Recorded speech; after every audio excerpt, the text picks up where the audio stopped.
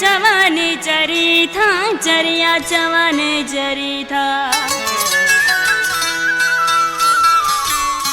तुझे इश्क में प्यारा मुखी दुनिया वारा, तुझे इश्क में प्यारा मुखी दुनिया वारा।